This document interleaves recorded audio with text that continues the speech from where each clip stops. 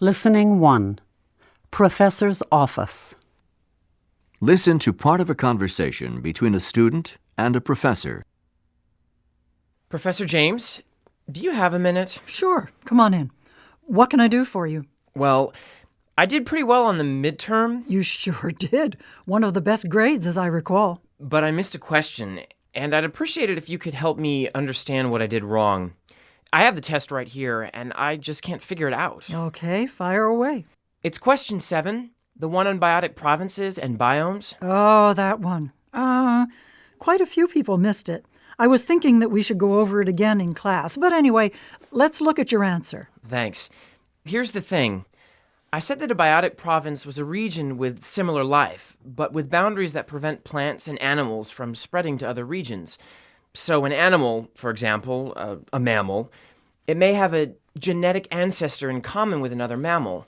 But a biome's a similar environment, an ecosystem really, like a desert or a tropical rainforest.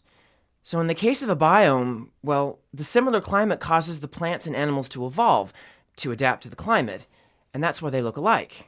That's good. Very good, as far as you went. But there's a second part to the question. Look, right here.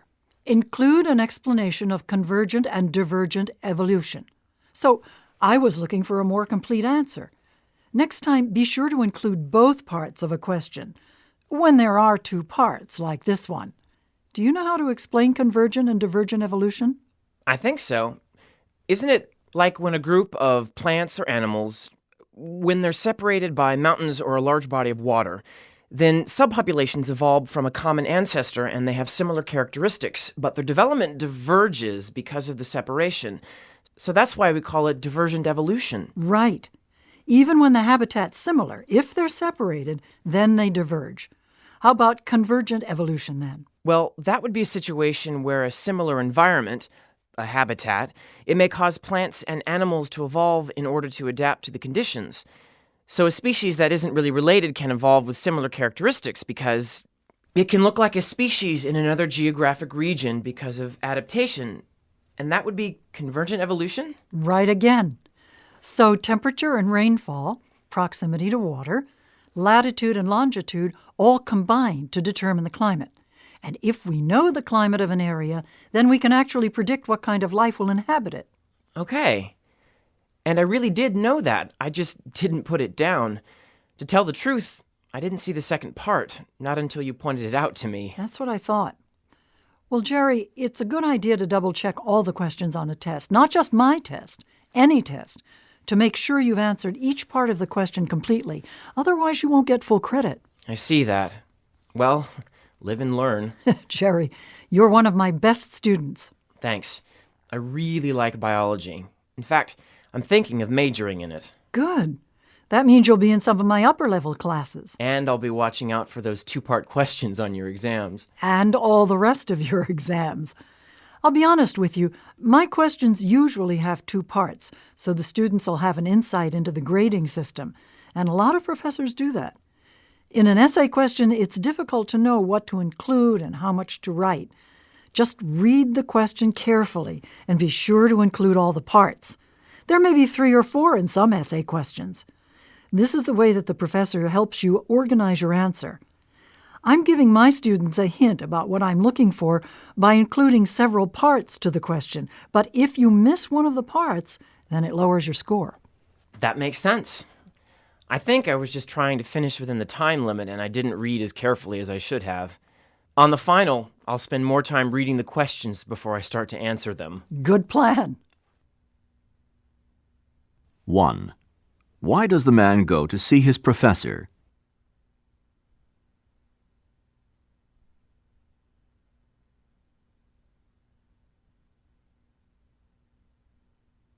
2. Listen again to part of the conversation, and then answer the following question. Thanks. Here's the thing. I said that a biotic province was a region with similar life, but with boundaries that prevent plants and animals from spreading to other regions. Why does the man say this? Thanks. Here's the thing.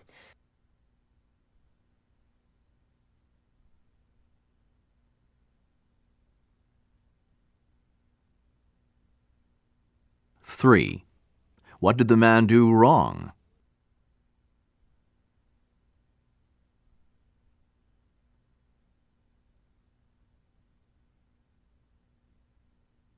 4.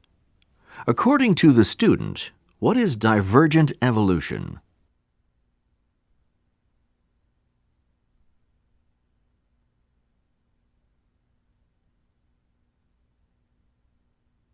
5. What will Jerry probably do on the next test?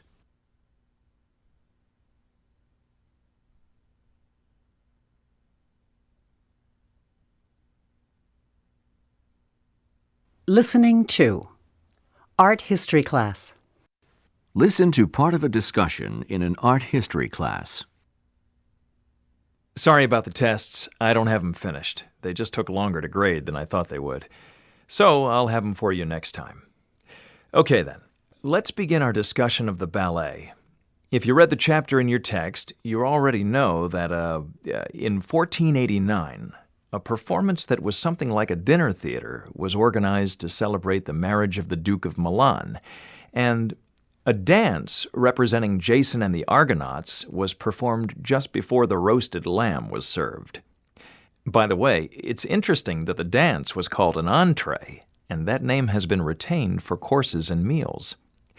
Anyway, about the same time, outdoor entertainment, parades and equestrian events, they were becoming more popular, and we have evidence that they were referred to as horse ballets. So the horse ballet, was it the first time the term ballet was used? Right. The actual term in Italian was balletti, which meant a dance done in figures, and it was characterized by the arrangement of the performers in various patterns.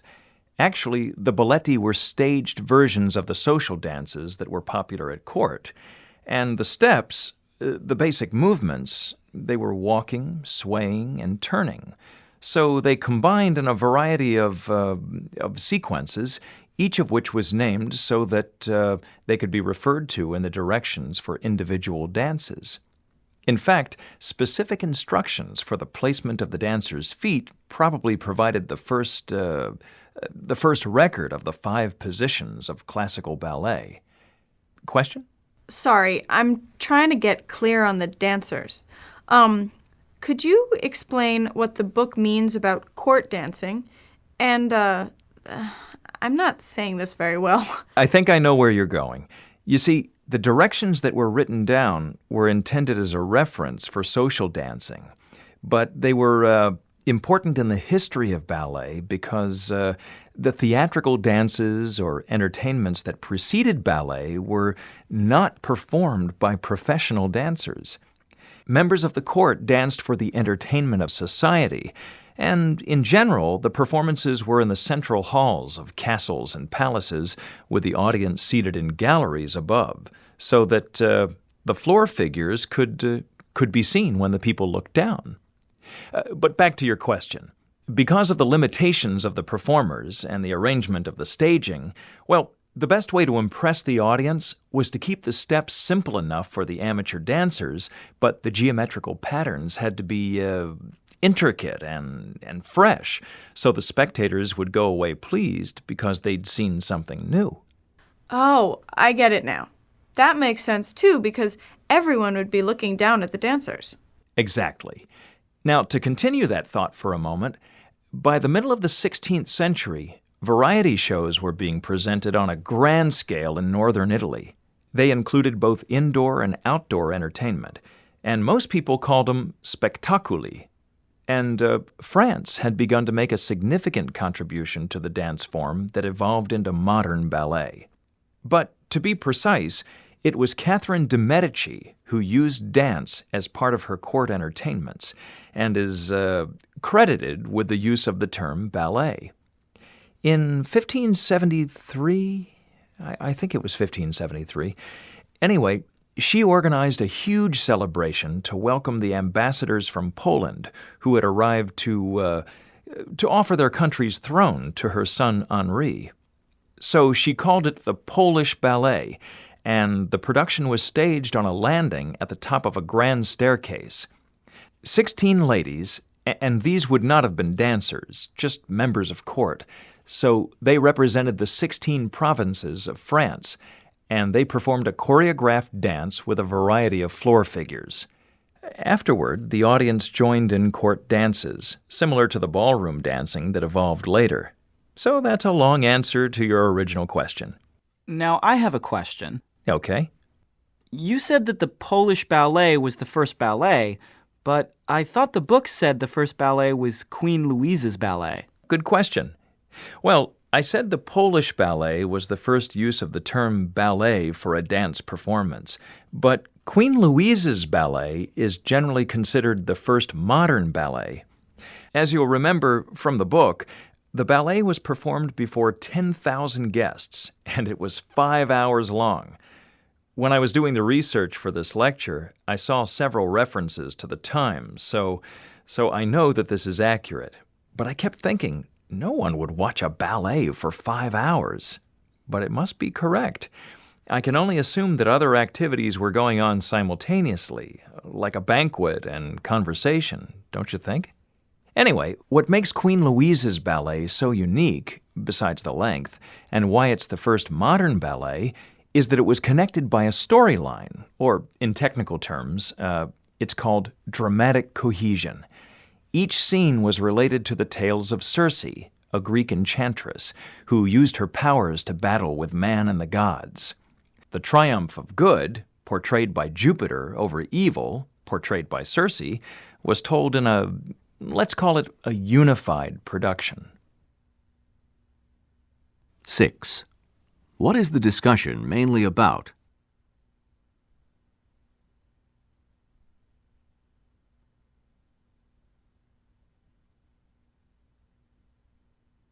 Seven. Listen again to part of the lecture, and then answer the following question. So I'll have them for you next time. Okay then, let's begin our discussion of the ballet. Why does the professor say this? Okay then.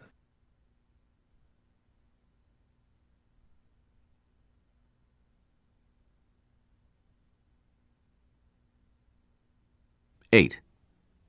According to the professor, what does the term balletti mean?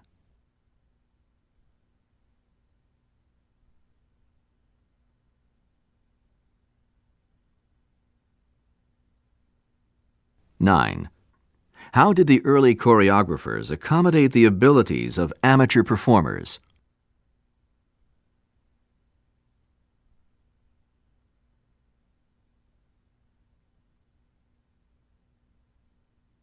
Ten.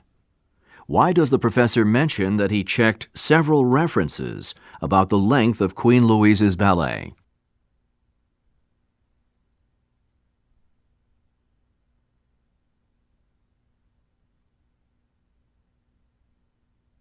(11) What can be inferred about the professor?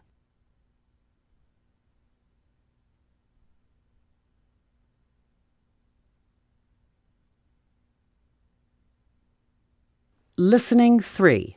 Linguistics class. Listen to part of a discussion in a linguistics class. What comes to mind when I say the word grammar? That's easy. English class and lots of rules. Memorizing parts of speech, like nouns and verbs. Diagramming sentences. Well, yes, that's fairly typical, but today we're going to look at grammar from the point of view of the linguist. And to do that, we really have to consider 3 distinct grammars for every language. The first grammar is referred to as a mental grammar, and that's what a speaker of a language knows often implicitly about the grammar of that language. This has also been called linguistic competence, and from that term, competence grammar has become popular. I like to think of it of mental or competence grammar. I like to think of it as an incredibly complex system that allows a speaker to produce language that other speakers can understand. It includes the sounds, the vocabulary, the order of words and sentences, and even the appropriateness of a topic or a word in a particular social situation. And what's so amazing is that most of us carry this knowledge around in our heads and use it without much reflection. One way to clarify mental or competence grammar is to ask a friend a question about a sentence. Your friend probably won't know why it's correct, but that friend will know if it's correct. So, one of the features of mental or competence grammar is this incredible sense of correctness and the ability to hear something that sounds odd in a language. Haven't you had the experience of hearing a sentence and it stood out to you? It just wasn't quite right. For native speakers, we can call this ability native intuition. But even language learners who've achieved a high level of competence in a second language will be able to give similar intuitive responses even if they can't explain the rules. So, that's mental grammar or competence grammar. Okay then, that brings us to the second type of grammar, and this is what linguists are most concerned about. This is descriptive grammar, which is a description of what the speakers know intuitively about a language. Linguists try to discover the underlying rules of mental or competence grammar and describe them objectively. So descriptive grammar is a model of competence grammar, and as such, it has to be based on the best effort of a linguist, and consequently subject to criticism and even disagreement from other linguists. Because no matter how skilled a linguist is, describing grammar is an enormous task. In the first place, the knowledge is incredibly vast and complex. In the second place, the language itself is changing even while it's being described. And finally, the same data can be organized in different but equally correct ways in order to arrive at generalizations. And the ultimate goal of a descriptive grammar is to formulate generalizations about a language that accurately reflect the mental rules that speakers have in their heads.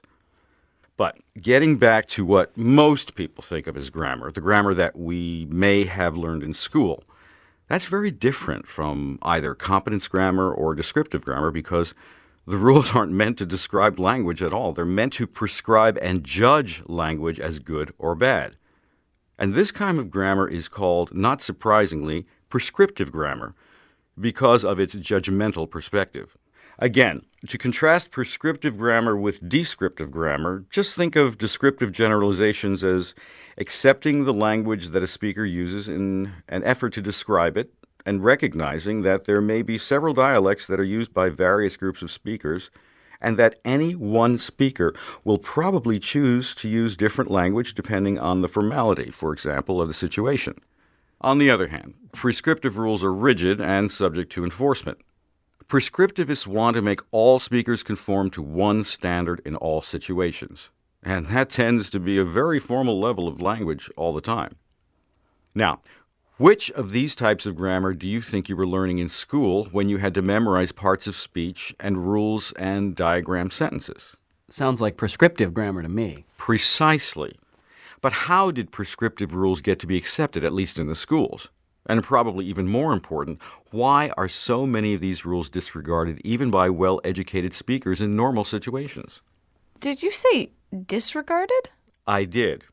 Some of you may recall that during the 17th and 18th centuries in Europe, Latin was considered the perfect language and was used by the educated classes. The argument for the perfection of Latin was reinforced by the fact that Latin had become a written language, and consequently, Latin had stopped changing in the normal ways that spoken languages do. So the rules were also fixed, and for many writers of English during that period, the rules of Latin were held as a standard for all languages, including English. But the problem was that English had a different origin and very different constructions. For example, how many times have you heard the prescriptive rule, never end a sentence with a preposition? This is a Latin rule, but it doesn't apply to English. So it sounds very formal and even strange when this Latin rule is enforced. Now, how many of you would say, what are we waiting for? I think most of us would prefer it to, for what are we waiting? But as you see, this breaks the rule, the Latin rule, that is. So we're really learning Latin rules in English classes. No wonder I was confused. But wouldn't you think that, well, that things would change? I mean, Latin hasn't been recognized as a world language for a long time. You're right, but the reason that prescriptive rules survive is the school system. Teachers promote the prescriptive grammar as the standard for the school and, consequently, for the educated class. And good language is a requisite for social mobility, even when it's very dissimilar to the mental grammar or the descriptive grammar of a language. 12. What is the discussion mainly about?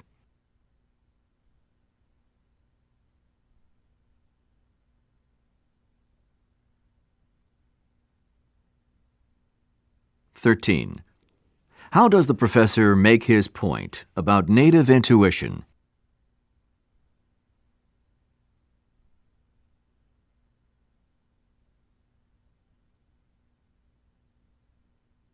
"14. What are two key problems for descriptive grammar?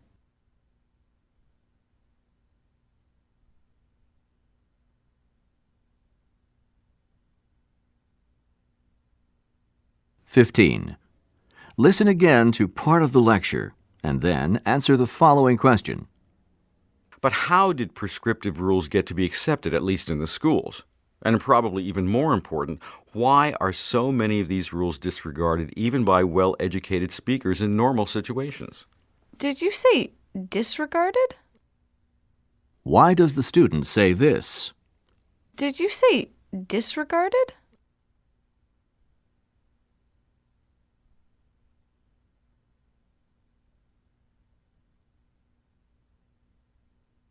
"16. According to the professor, why were Latin rules used for English grammar?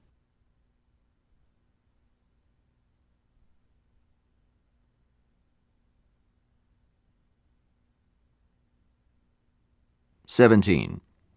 Why does the professor discuss the rule to avoid ending a sentence with a preposition?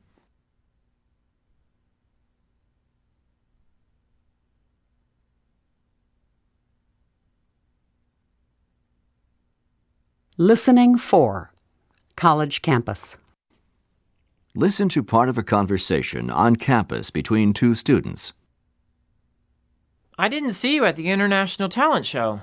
No time for that kind of thing. You mean you don't belong to the ISA? The ISA? International Student Association. Oh no, I don't belong to any clubs. But this isn't like a regular club. How so? Well, we have a house. You know, the brick house on Fraternity Row. You live there, right? Yeah, I moved in last year. It's really inexpensive because we take care of the house ourselves and we cook our own meals. That sounds like it would take a lot of time. Not really. There's a list of chores posted every week, and you can choose something you like to do. So I usually put my name down for yard work. I like being outside, so it's fun for me.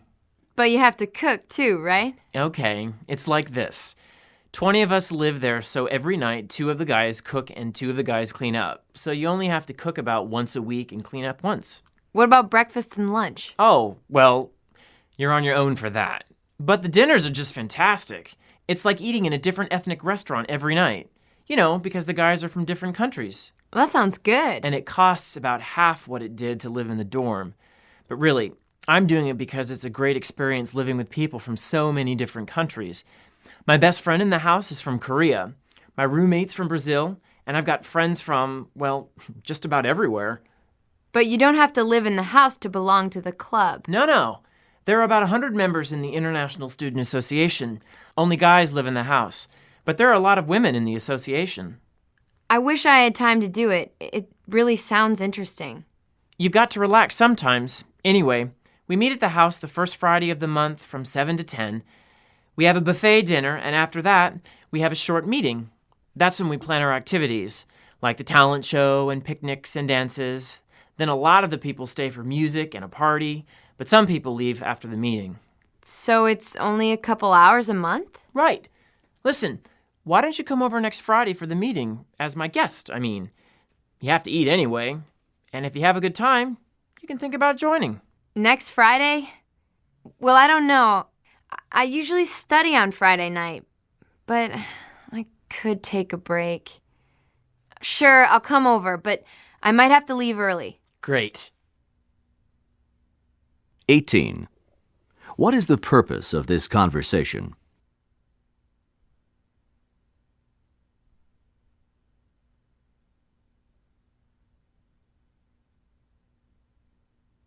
"19. What does the man imply about the house where he is living?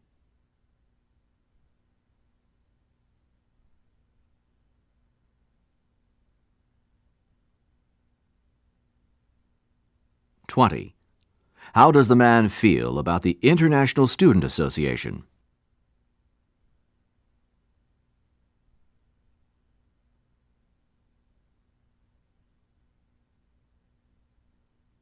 (21) Listen again to part of the conversation, and then answer the following question. Then a lot of the people stay for music and a party, but some people leave after the meeting.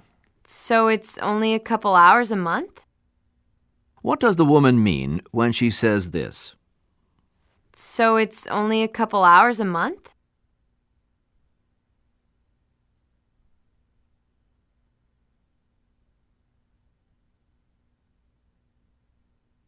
(22) What does the woman agree to do?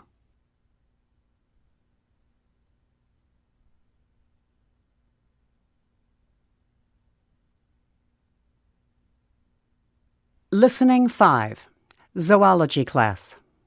Listen to part of a lecture in a zoology class. The professor is discussing coral reefs. Every ecosystem on Earth is unique, but the coral reef is perhaps the most unusual of all because it's the only ecosystem made by and made of animals. All coral reefs are constructed by coral polyps, which are generally small, about the size of this pencil eraser. But the structures themselves are, well, enormous. Astronauts have been able to identify the Great Barrier Reef in Australia from space. Can you believe that? And the diversity of species in large coral reefs is second only to the rainforest habitats. In fact, we estimate that for every species we've identified on a coral reef, there are probably 100 times that number that remain to be classified and studied. But how do these little polyps build such impressive reefs? Well, hard corals secrete a shell of calcium carbonate around their bodies. The polyp isn't hard, you see, but the shell is. And these shells are the material that forms a coral reef. So a coral reef is just a colony, millions and millions of coral animals whose shells are connected. And reproduction is really the basis for the construction of a large reef. You see, as each polyp matures, it converts the calcium and other minerals in ocean water to a hard limestone exoskeleton called a corallite. And this is fascinating. Although the polyps themselves don't appreciably increase in size, they continue to build new shells periodically, connecting them with partitions. Now, coral can reproduce sexually through an activity called mass spawning. During one night in the spring when the moon's full, coral polyps release egg bundles that contain both eggs and sperm. Most polyps have both male and female reproductive cells. The egg bundles are round, about half the size of marbles, I'd say. They're brightly colored in orange or red or pink, and they float up to the surface to form a thick layer of, think of them as rather fragrant beads. So with the water so saturated with them, predators will only be able to devour a small number compared with the huge number that will survive and break open. The sperm cells swim away to fertilize the eggs from another bundle.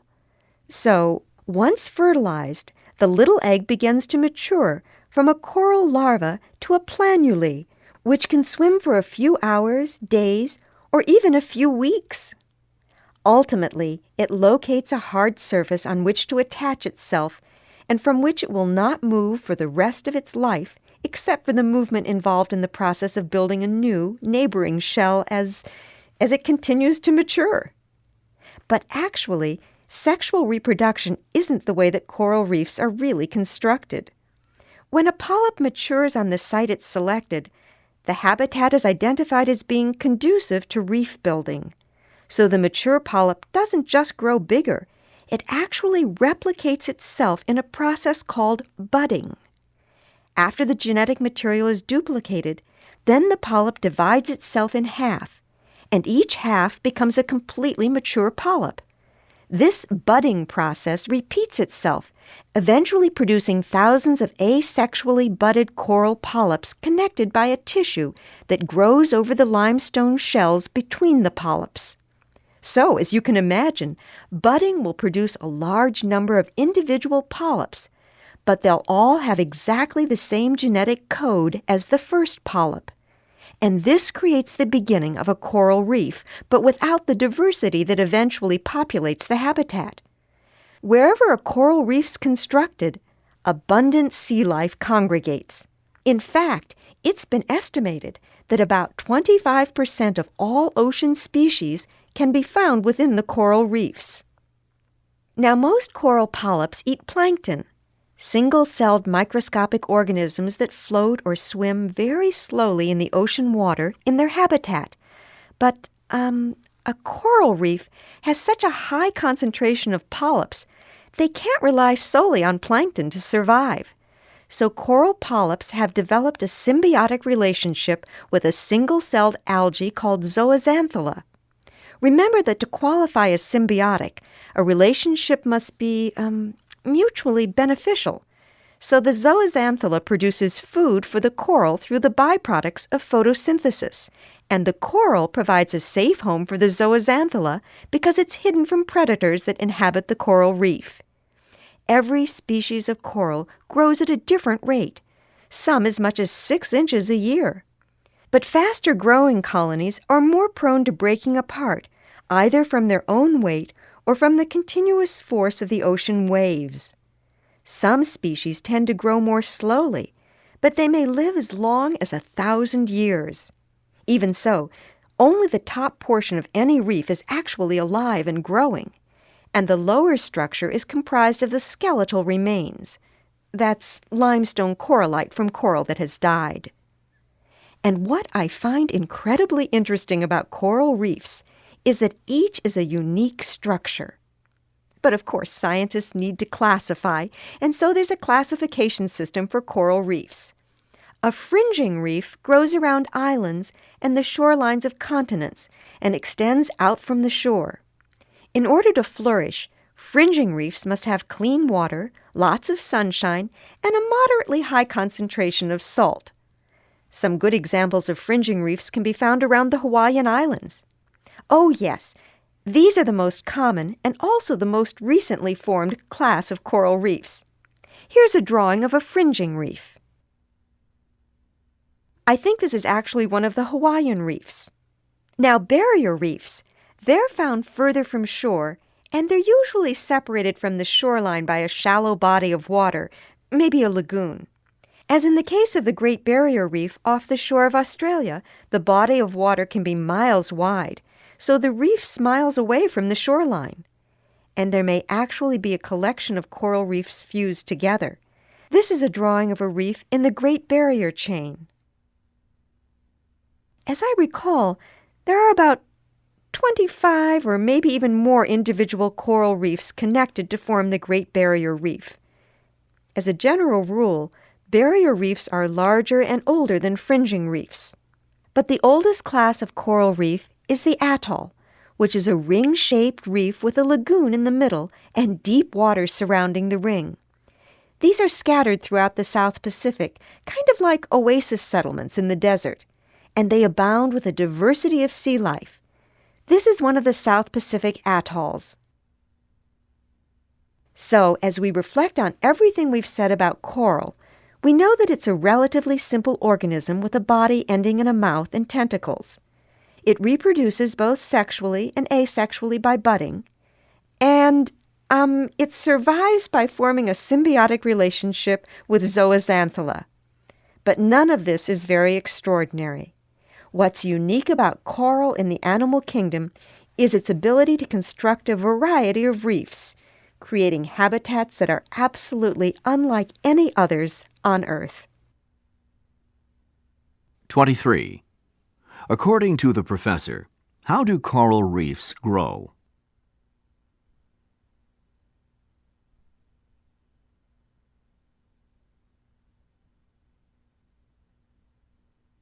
(24) Why are so many egg bundles released during mass spawning?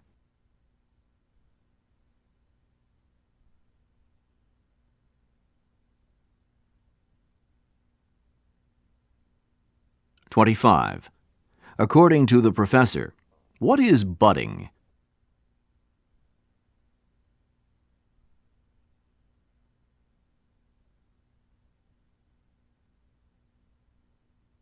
26. What is the relationship between zooxanthellae and coral polyps?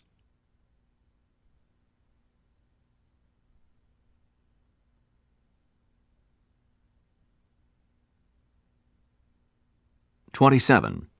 Which of the following reefs is probably an atoll?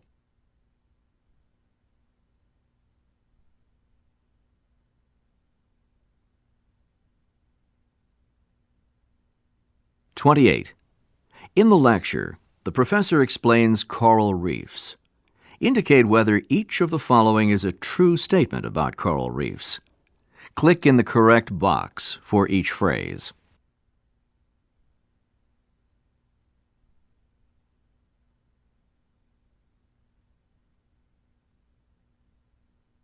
Listening 6. Business class. Listen to part of a discussion in a business class. Industry analysts report that multinational food companies are trying to use the same types of strategies that automobile and electronics manufacturers have found to be successful in the global marketplace. The problem is that general rules for products that tend to be traditional for national or even regional tastes, these products are very difficult to identify, and sales aren't easy to project. But the companies that tend to do best are those that are the most responsive to local tastes. And they spend development dollars on taste testing in the local markets before they formulate the final product. Can anyone recall any examples from the case studies in the text? Sandy? McDonald's Big Mac has more mustard in the special sauce in Paris than it does in New York. Because? Because taste tests verified that people in the United States liked sweeter condiments than people did in France. In fact, I think the sugar content for export foods in general usually has to be modified when American products are taste tested overseas. Right you are. Probably the company that's adapted most to local tastes is Nestle. Can you believe that they produce more than 200 slightly different blends of Nescafé for export to different countries?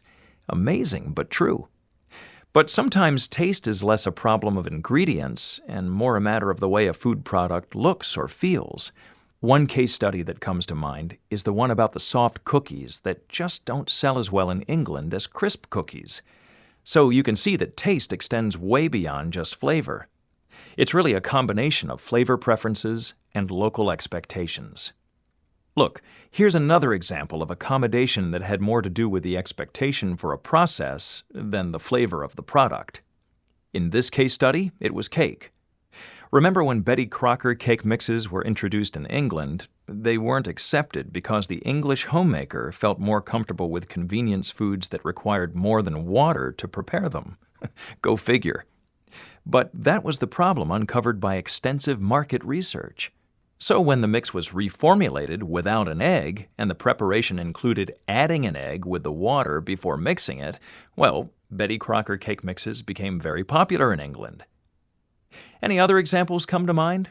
They don't have to be from the case studies in the book. How about serving sizes? Go on. Well, soft drinks for one. Just compare the serving sizes in the United States and many foreign markets where soft drinks are sold. The cans in foreign markets are much smaller because consumers expect it. But in the United States, well, supersizing is probably a consideration when a foreign company is trying to crack the American market. That's a great example. So the taste can be acceptable, but the packaging has to compare favorably with the competing brands and the public's expectations. Yeah, but that makes products more expensive, doesn't it? I mean, because you can't standardize the product or the packaging, so that would make it more costly to produce, wouldn't it? Right you are, Chris. In fact, you've really gone to the heart of the issue. A compromise has to occur between the requirement that products be adapted to please the taste and the expectations of local consumers and the pressure to standardize products for maximum cost effectiveness. Now, let's complicate that even further. Even the experts don't agree on the importance of how far to go in adapting products for local markets. A few years ago, Ted Levitt, he's the editor of the Harvard Business Review, Levitt predicted what he called a pluralization of consumption. What he means is that, at least in some areas, tastes are likely to converge, which makes sense when you think about the increased opportunities for travel and sampling of foods, as well as the continued global marketing efforts by multinational corporations. So, logically, it's smarter to simply identify the areas in which tastes are most likely to be the same and concentrate efforts on those food products. But there's also the issue of global marketing. How about the potential to create taste? I mean, selling the image that surrounds using a product. If consumers want to associate themselves with that image, won't they develop a taste for the product that does that for them? For example, there's some evidence that the popularity of products seen in movies and television spills into the foreign marketplace. This subtle brand association with the movie or the celebrities in it translates into high-dollar deals for certain brands to be visibly displayed in widely distributed films. Oh, right. I was reading about that. It was in a couple of the case studies. The bottle, a can, or a package appears as part of the character's persona. And if it's a character that audiences choose to identify with, then the taste for the product may follow, or at least that's what the marketing experts are betting on. And that includes foreign audiences. Anyone drink Starbucks coffee? Well, Starbucks began as a regional coffee in Seattle, Washington, and made the global leap in 2000, opening shops in China, a huge market, surely, but also a traditionally tea-drinking society. So what's the attraction? Starbucks is marketing to the cosmopolitan consumer, the young trendy set looking for a modern image as well as a different taste. Still, there have been some real surprises in the multinational dinner party. No one has really figured out why the Italians, Germans, and British love Kraft's Philadelphia cream cheese, and the Greeks simply don't buy it. And why did Perrier, a mineral water from France, why did Perrier take America by storm while other imported mineral waters didn't?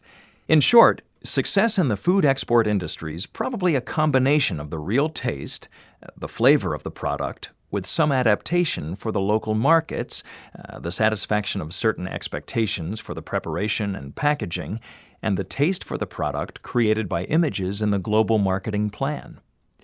Add to this mix the potential for a short shelf life or even perishable products, and, well, you have a very challenging problem for the multinational food industry. 29. What is the discussion mainly about?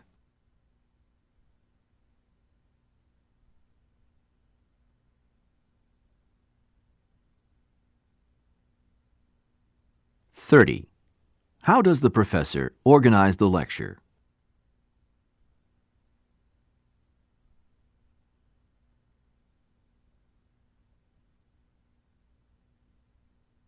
31. Listen again to part of the lecture, and then answer the following question. Any other examples come to mind? They don't have to be from the case studies in the book. How about serving sizes? Why does the student say this? How about serving sizes?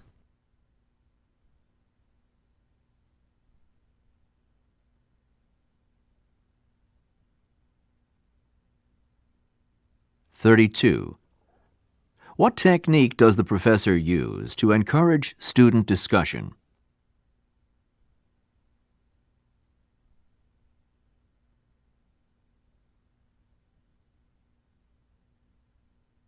33. What did Ted Levitt mean by the pluralization of consumption?